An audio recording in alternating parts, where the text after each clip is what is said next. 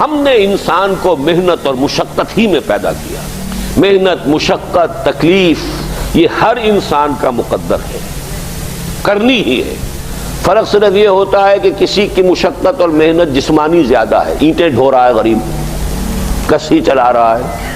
کسی کی محنت مشقت ذہنی زیادہ ہوتی ہے، بیٹھا ہوا تو ہے آرام کرسی پر، ریوالونگ چیئر ہے بڑی آرام دہ، لیکن اس کی جو ذہنی مشقت جو وہ کر رہا ہے. جو جسمانی مشقت کرتا ہے وہ رات کو پاؤں پھیلا کر سوتا ہے، چاہے روٹی بھی پوری نہ ملی ہو، لیکن اسے پتہ نہیں ہوتا رات کب گزر گئی.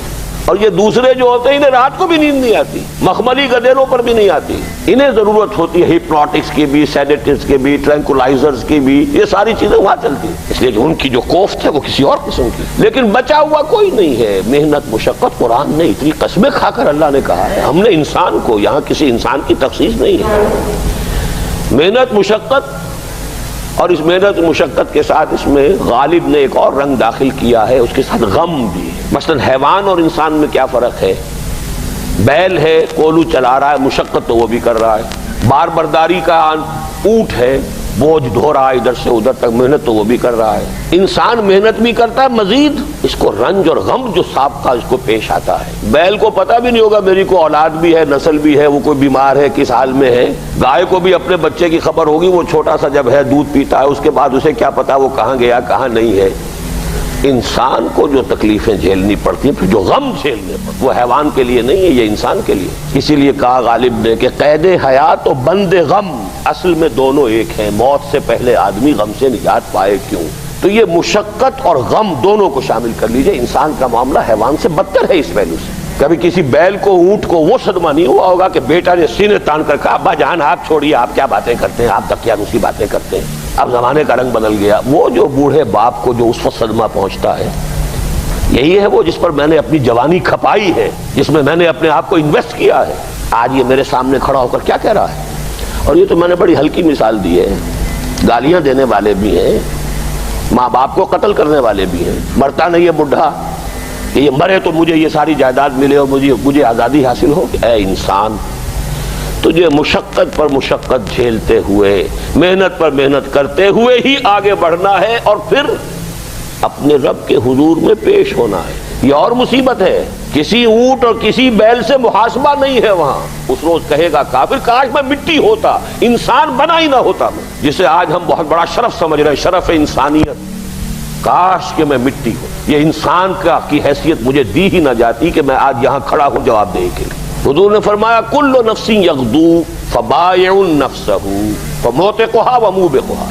ہر انسان جب صبح آنکھ کھلتی ہے، رات کے سونے تک وہ اپنے آپ کو بیچتا ہے.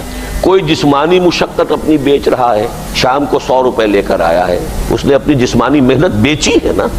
کسی نے اپنی ذہنی محنت، ذہنی صلاحیت بیچی ہے، چاہے وہ ڈاکٹر ہے، چاہے انجینئر ہے، کوئی اور ہے، وہ اپنی ذہنی صلاحیت بیچ رہا ہے بیٹھا ہوا اپنے کلینک میں، اپنے آفس میں.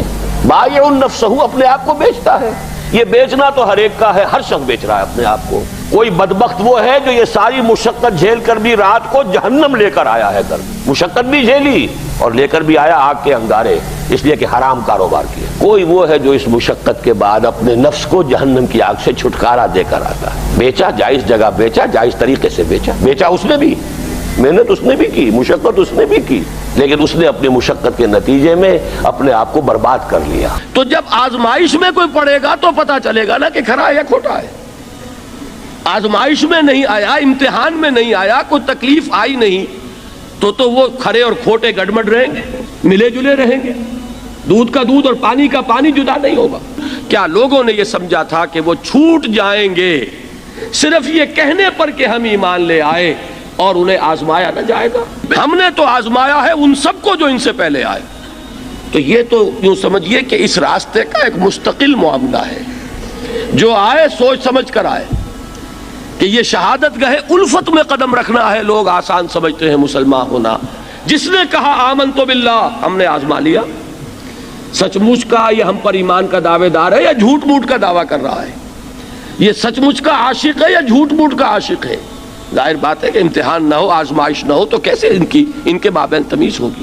کہہ تو دیا سب نے آمنت باللہ. اب ذرا تھوڑی دیر کے لیے ہم بھی اپنے گریبانوں میں جھانکے. ہم بھی کہتے ہیں نا اللہ کا، ہمارا ایمان ہے اللہ پر، آخرت پر، رسول کا عشق کا بھی دعویٰ ہے، اور جب نعتیں ہم سنتے ہیں تو بڑے جھومتے ہیں، لیکن یہ کہ واقعتاً آدمی جھانکے اپنے قلب کی گہرائیوں میں کہ یہ ہم کتنے کچھ سچے ہیں اپنے اس دعویٰ ایمان میں۔ جہاں کوئی معاملہ آیا، اگر ہم اس دین کے اس حکم پر عمل کرتے ہیں تو اتنا نقصان ہوتا ہے، اس حکم کو پیچھے ڈال دیں تو اتنا نفع ہوتا ہے۔ سچ بتائیے کہ ہم میں سے اکثریت کا فیصلہ کس بات کی طرف جائے گا؟ دین کا حکم پس پشت، دنیاوی مفاد وہ مقدم۔ تو معلوم ہو گیا کہ ہمارا یہ دعویٰ جو ہے اللہ پر ایمان کا اور آخرت کے یقین کا جھوٹا دعویٰ ہے۔ کیوں اللہ کی طرف سے یہ چیزیں آتی ہیں؟ دیکھو، کوئی مصیبت تم پر نہیں آ سکتی، نہیں آتی مگر اللہ کے اذن سے۔ وَمَن يُؤْمِن بِاللَّهِ، اور جو شخص اللہ پر ایمان رکھتا ہو، یہدِ قلبہ، اللہ اس کے دل کو ہدایت دے دیتا ہے، اس کے دل کو سکون عطا کر دیتا ہے، وہ راضی برضائے رب ہو جاتا ہے، اس میں شکوہ نہیں رہتا، اس میں شکایت نہیں ہوتی، اس میں تلخی نہیں ہوتی، کیوں ہو گیا، کیسے ہو گیا، کیوں ہو گیا، نہیں ہونا چاہیے، نہیں دیتے۔ یہ سارا جو پیچ آدمی کھاتا رہتا ہے نا، اندر ہی اندر وہ جو پیچ کھا رہا ہے، یہ سب پیچ سے نجات مل گئی۔ پہلی بات یہ کہ یہ اللہ کی طرف سے آزمائش کے طور پر آتی ہے۔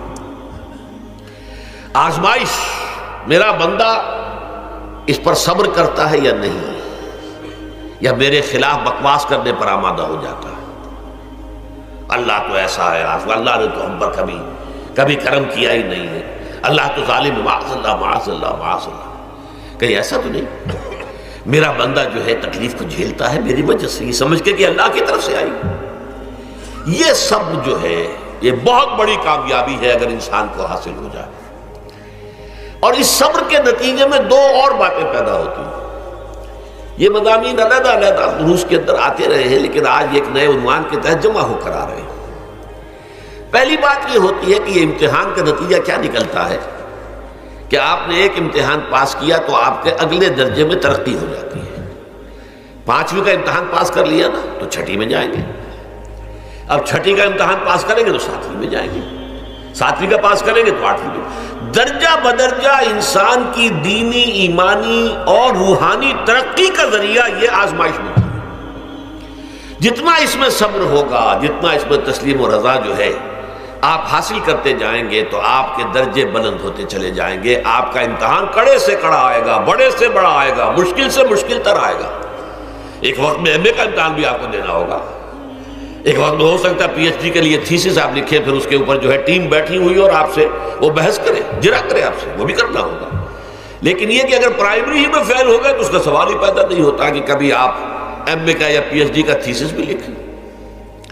اور اسی کو دوسرے انداز میں کہا گیا ہے قرآن مجید میں، وَلِيُبْلِيَ الْمُؤْمِنِينَ مِنْهُ بَلَاءً حَسَنًا۔ اصل میں ابلا کہتے ہیں، بلا یبلو جو ہے عربی زبان میں آتا ہے آزمانا۔ خلق الموت والحیات لیبلوکم ایکم احسن عملا، یہی معنی ابتلا کے میں، ابتلا یبتلی آزمانا۔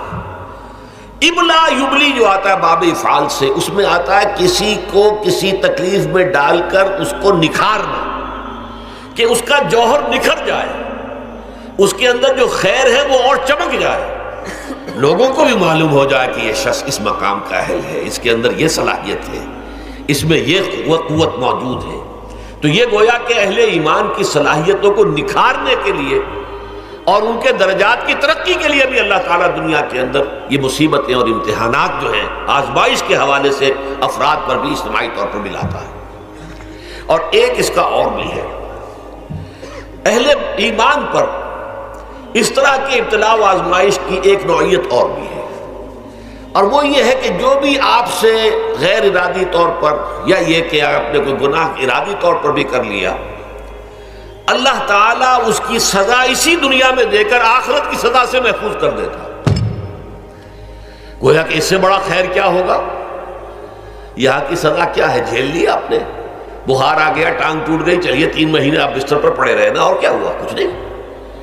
لیکن یہ کہ آخرت کی سزا ملتی بہت عظیم ہوتی ہے، لہذا کفارہ بناتا ہے اللہ تعالیٰ گناہ، ان جو بھی گناہ ہو گئے ہیں، غلطیاں ہو گئی ہیں، ان کا کفارہ اللہ تعالیٰ بندہ مومن کے لیے، حضور کی ایک حدیث ہے، اس کا متن مجھے اس وقت یاد نہیں ہے، کہ مومن کا معاملہ عجیب ہے، اسے کوئی تکلیف پہنچتی ہے صبر کرتا ہے، وہ اس کے گناہوں کا کفارہ بن جاتا ہے، اور اگر کوئی خوبی ملتی ہے تو اللہ تعالیٰ کا شکر ادا کرتا ہے، اس کے درجات بلند ہو جاتے ہیں۔ تو یہ معاملہ جو ہے اللہ تعالیٰ کی طرف سے بندہ مومن کے حق میں خیر، کہ در حقیقت اس کے ان گناہوں کی پاداش کہ جو اس نے یہاں کر لیے ہیں یہی دنیا میں دے کر دھو دیا جائے، پاک کر دیا جائے۔